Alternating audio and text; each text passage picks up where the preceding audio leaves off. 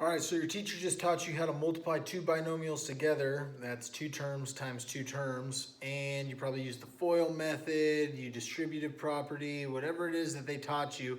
And now the next step is, can you factor a trinomial? So it's basically like undoing what you just learned. You just learned how to multiply two binomials together. Factoring this trinomial means we want to split it up into two parts being multiplied together. So we want a binomial times a binomial for our end result. All right, how are we going to go about doing this? Step one, you need to make a table. Okay, so what you're going to do is you're just going to create this table, and you're always going to find the factor. This is if it's in this form of x squared plus bx plus c, which this trinomial is. Okay, so we're going to just draw two columns. In our first column, we're going to write the factors. We're going to list out every possible factor of whatever the c value is. In this case, the c value is negative 36, so we're going to have all of our factors of negative 36. Now, the only way to multiply two parts together and get a negative result is if one of them is positive and one of them is negative. So we're going to have a pretty lengthy list here to make. So we're just going to start with the easy one, 1 times negative 36. And then I could also do a negative 1 times a positive 36. Okay, then I'm going to go 2. 2 times what would make 36? That would be 18. So I'm going to do negative 18, and I'm going to flip it. I'm going to say negative 2 times positive 18.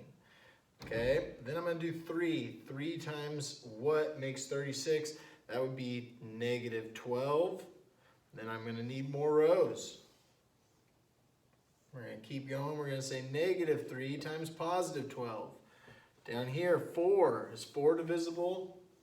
Or is negative 36 divisible by 4? It is. 4 times 9, negative 9. And here we also have negative 4 times positive 9. Now you can list out every single one of these if you needed to, but I've already discovered what my answer is going to be. I'm looking, and this one right here stood out to me.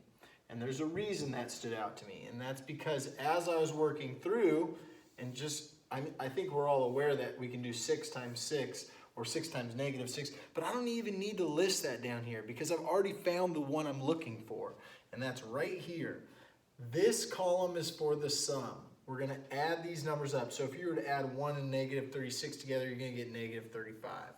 Negative 1 and positive 36, you're going to get positive 35.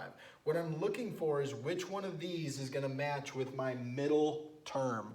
We're looking for the one that's going to add together to make whatever my b value is. In this trinomial, the b value is 9. So which one of these is going to add together to make 9? And I need a positive 9. If I were to add these together, I'd get a negative 9. So the one I want to use is right there. Positive 9. That's a negative 3 and a positive 12. Because my front term is just x squared, the one thing we know right away is the first term in both of my binomials is going to be x. X and x for both of those positions.